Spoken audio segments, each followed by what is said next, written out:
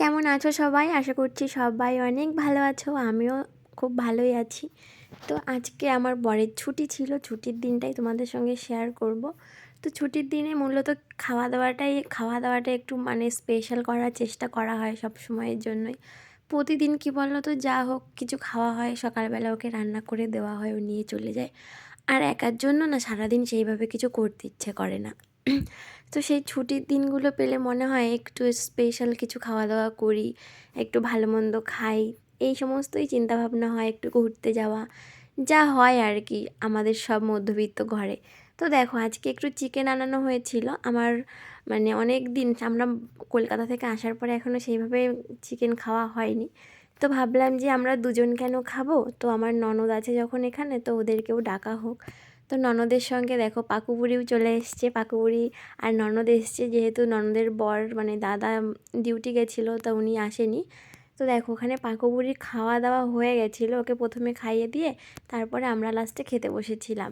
তো আজকে রান্না করেছিলাম চিকেন, আর ওদিকে পালং শাক দিয়ে বড়ি দিয়ে একটু নিরামিষ রান্না করেছিলাম, আর পটল ভেজেছিলাম। আর পাকুবুড়ির জন্য আলাদা ঝাল ছাড়া মাংস রান্না করেছিলাম, সেটা দিয়েই ও খেয়েছে।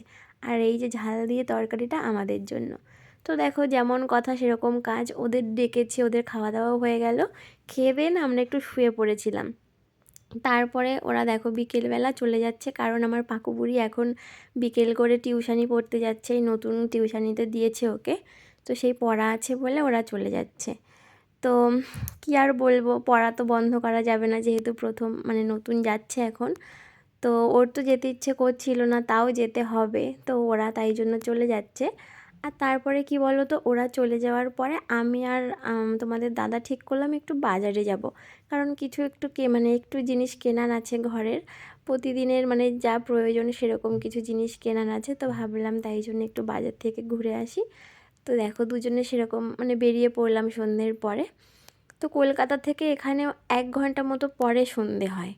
তো সেই জন্য করে বাড়ির দিকে এখন অনেকটাই রাত হয়ে গেছে বলা চলে, মোটামুটি এখন 7:30 মতো বাজে। তো আর শীতের সময় তো তোমরা জানো 5টার সময় কলকাতায় সন্ধে হয়ে যায়, কিন্তু এখানে সেরকম কোনো ব্যাপার নেই। তো দেখো এখানে আমরা বাজারে চলে এসেছি, তোমাদের দাদার একটা শু কেনার ছিল, তো সেই জন্য একটু শু দেখছিল। আর আজকে তো বৃহস্পতিবার, এখানে বৃহস্পতিবার করে একটু অনেক দোকানপাট বসে, হাট মতো বসে আর কি সপ্তাহে। তো তারপরে আমরা চলে আসলাম স্টিলের জিনিস কেনার জন্য। তো এখানে যা কিনতে এসেছিলাম না সেটা পাইনি, প্রত্যেক সপ্তাহে এখানে প্রচুর স্টিলের জিনিস বিক্রি হয় দেখো। তো দেখলেই বুঝতে পারবে, দেখো কত রকমের স্টিলের জিনিস এখানে পাওয়া যায়। তো আমরা এখান থেকে জিনিস যেটা নিতে এসেছিলাম সেটা আমাদের হয়নি, কারণ নিতে এসেছিলাম একটা বড় স্টিলের ডেচকি মতো, ইন্ডাকশান ওভেনে না গরম জল করার জন্য বা ভাত রান্না করার জন্য স্টিলের একটা বড় কিছু হলে ওতেই রান্না করা যেত। তো যাই হোক পেলাম না, চলে এসেছি বাড়িতে। তো যা যা কিনলাম সেগুলোই তোমাদের সঙ্গে শেয়ার করছি। তো দেখো এখানে এই ফলটা আজকে অনেক দিন ধরেই দেখছিলাম, তো আজকে ফাইনালি কিনলাম। তো দেখো এই ফলগুলো আঙুর ফলের মতোই দেখতে, কিন্তু আঙুর ফলের মতো না টেস্ট না, এটা ভেতরে ভীষণ টক আর উপরের দিকটা একটু মিষ্টি। তারপরে দেখো এটা প্লাস্টিকের টব কিনেছি, কারণ এটা তুলসী চারা বসাবো বলে, সেই জন্য। আর এখানে কিছু বিস্কিট কিনেছি, আর কিনেছিলাম শীতকালের ফল কমলা লেবু। তো দেখো কমলা লেবু সত্যি আমার, লেবু না কমলা লেবু বলো মুসাম্বি বলো আমার খুবই ভালো লাগে খেতে। তো শীতের সময় একটু রোদে বসে কমলা লেবু না খেলে শীতকালের মজা কোথায় বলো। তো যাই হোক এখানে এই সমস্তই কেনাকাটা করলাম।